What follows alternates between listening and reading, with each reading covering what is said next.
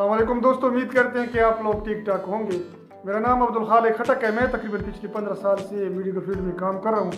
आज की इस पर्टिकुलर वीडियो में थोड़ी सी इन्फॉर्मेशन मैं आप लोगों के साथ शेयर करना चाहता हूँ कि सिट्रोसेडा है क्या चीज़, इसके क्या क्या फ़वाइद हैं, बेनिफिट्स क्या हैं, इसकी यूजेस क्या हैं, और इसको अगर एक मरीज़ इस्तेमाल कर रहा है तो इसके इस्तेमाल करने से उसको क्या क्या साइड इफ़ेक्ट हो सकते हैं, क्या नुकसान हो सकते हैं, और साथ साथ सिट्रोसेडा का मैं आप लोग को डोज भी बताऊँगा कि सिट्रोसेडा का डोज क्या है, दिन में कितनी दफ़ा हम एक मरीज़ को दे सकते हैं। और वीडियो के एंड में मैं आप लोगों को बताना चाहता हूँ कि सिट्रोसेडा किस मरीज़ को या किस हालत में हम नहीं दे सकते हैं।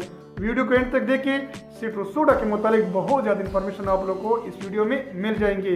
वीडियो को शुरू करने से पहले काइंडली मैं आप लोगों से अर्ज करूँगा कि अब तक अगर आप लोगों ने मेरे यूट्यूब चैनल इन्फॉर्मेट्स को सब्सक्राइब नहीं किया तो इसको आप लोग ज़रूर सब्सक्राइब करें, क्योंकि इस चैनल में ज़्यादातर मेडिकल से और मुख्तलिफ किस्म की डिजीज़ या कंडीशन के मुतालिक वीडियो अपलोड करता रहता हूँ। तो वीडियो को शुरू करते हैं।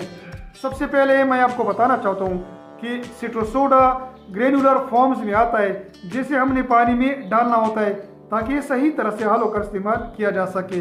क्योंकि इस तरह अगर हम इसको इस्तेमाल नहीं करेंगे तो जो इसके फ़वाइद हैं, इसके बेनिफिट, वो हमें कभी भी नहीं मिल सकते हैं। सबसे पहले हम सिट्रोसेडा इस्तेमाल कर सकते हैं मैदे में तेज़ाबियत के लिए।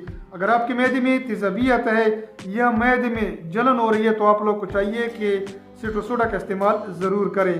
नंबर 2, वो लोग जिनकी पेट में कोई गैस होती है या पेट में कोई उबार होता है, तो पेट में गैस को ख़त्म करने के लिए या पेट में उबार को ख़त्म करने के लिए हम सिट्रोसेडा का इस्तेमाल कर सकते हैं।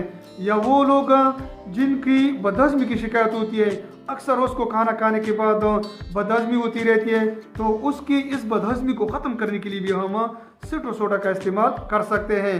वो लोग जिनकी मैदे में सोजश होती है, तो इसकी सोजश को ख़त्म करने के लिए या उसको कम करने के लिए भी हम सिट्रोसेडा का इस्तेमाल कर सकते हैं। या वो लोग जिनकी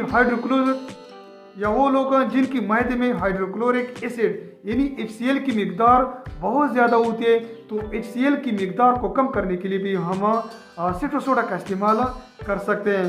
बाज़ लोग ऐसे होते हैं कि उनको खाना खाने के बाद बहुत ज़्यादा कटी कटी डकारें आती है, तो उनकी इन कटी कटी डकारों को ख़त्म करने के लिए भी हम सिट्रोसेडा का इस्तेमाल कर सकते हैं। या वो लोग जिनकी किडनी में स्टोन होता है या पथरी होती है, तो उनके किडनी स्टोन को ख़त्म करने के लिए या पथरी को ख़त्म करने के लिए सिट्रोसेडा बहुत ज़्यादा मुफीद है। वो लोग जिनकी पेशाब में जलन होती है, पेशाब थोड़ा थोड़ा आता है, तो उनके लिए भी हम सिट्रोसेडा का इस्तेमाल कर सकते हैं। अब आ जाते हैं कि सिट्रोसेडा को हम दिन में कितनी दफ़ा एक मरीज़ को दे सकते हैं। बेसिकली सिट्रोसेडा का जो इस्तेमाल है वो हम मरीज़ की मर्ज़ की शिद्दत पर डिपेंड करता है कि हमने कितनी दफ़ा इसको देना है। अगर मर्ज़ की शिद्दत ज़्यादा है तो वो आप लोग 1 से लेकर 3 दफ़ा भी इस्तेमाल कर सकते हैं। आधे गिलास में या 1 गिलास में इस्तेमाल कर सकते हैं। अब आ जाते हैं कि सिट्रोसेडा के साइड इफ़ेक्ट क्या है। सिट्रोसेडा के साइड इफ़ेक्ट्स में मतली का आना, पेट में दर्द आना वगैरह वगैरह की आप लोगों को शिकायत हो सकती है। अब आ जाते हैं कि सिट्रोसेडा कौन कौन से मरीज़ में या मर्ज़ में हम नहीं दे सकते। आप लोगों को चाहिए कि अगर आप ब्लड प्रेशर की मरीज़ है या दिल की मरीज़ है तो आप लोगों को सिट्रोसेडा का इस्तेमाल बिल्कुल नहीं करना चाहिए।